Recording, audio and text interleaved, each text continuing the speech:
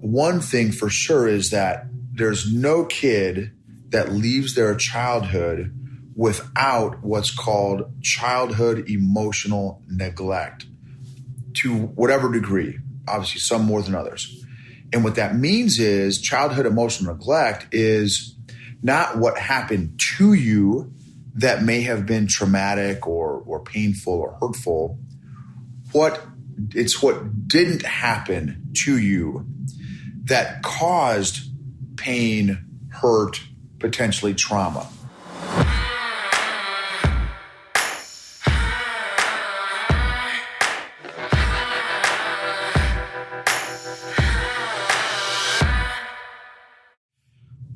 Leaders, influencers, entrepreneurs, fascinating concept about emotional growth. So on my emotional growth journey and now being very aware of it in others where they're at emotionally just by their words, their comments, their thoughts, their questions, it's been fascinating to see this concept that I'm about to share take place in myself and others. As I am learning, what happens is in our childhood,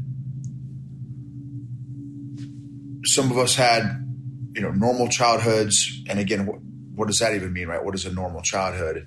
And then some of us had very dysfunctional childhoods.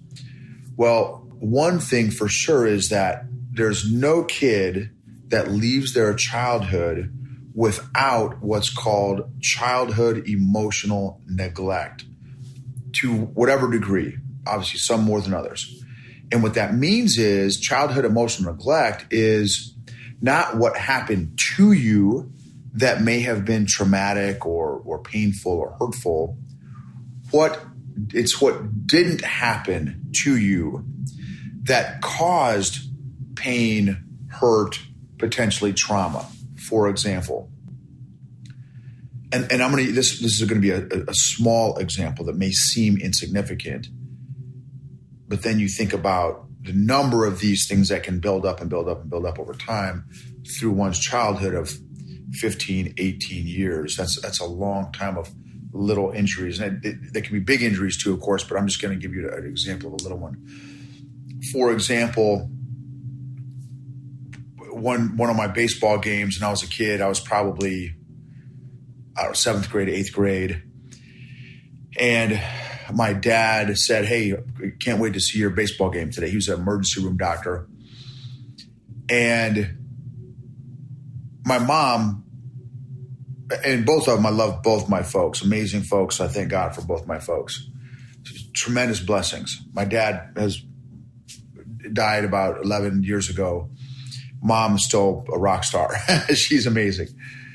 So mom was there at the game, and she is that fan, by the way. She is that fan that yells and screams and literally cheers for both teams.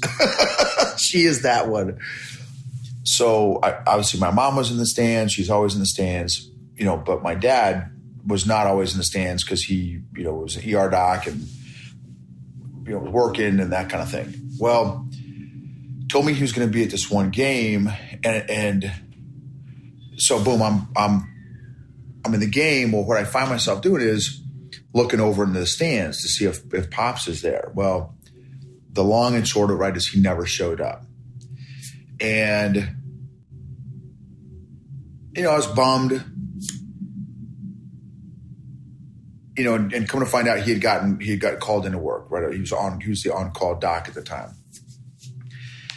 So on the grand scheme of things, is that a big deal? No, it's not a big deal.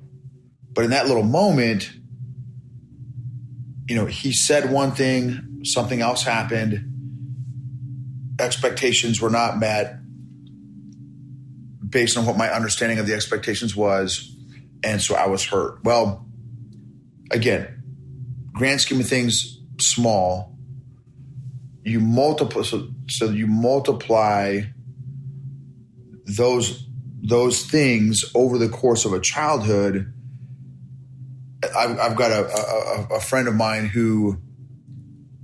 whose mom said, "Hey, I'll pick you up after school." Would never pick him up, so he would have to walk. I mean, think about, right? I mean, that is a much larger injury.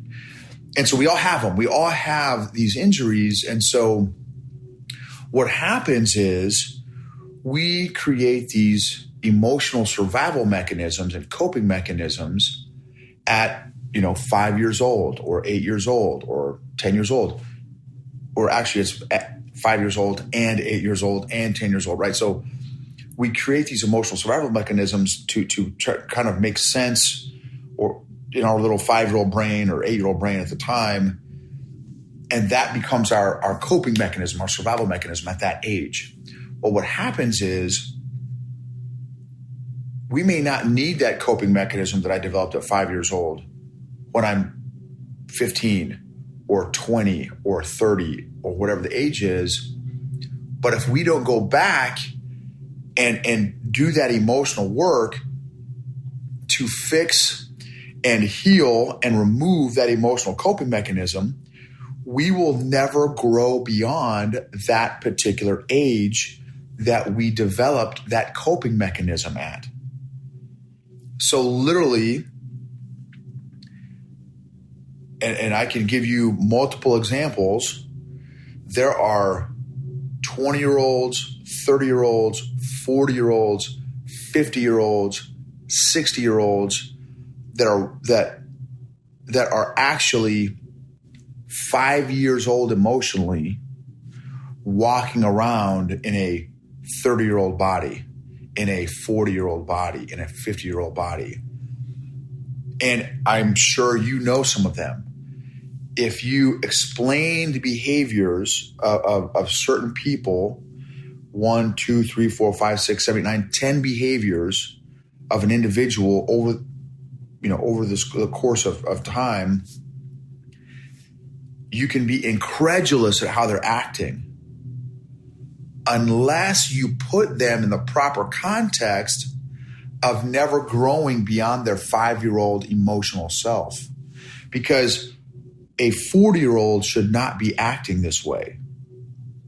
But they're not 40 emotionally. They're 5 emotionally. When you put them in context of, I can totally see how a 5-year-old would act like that, that's why.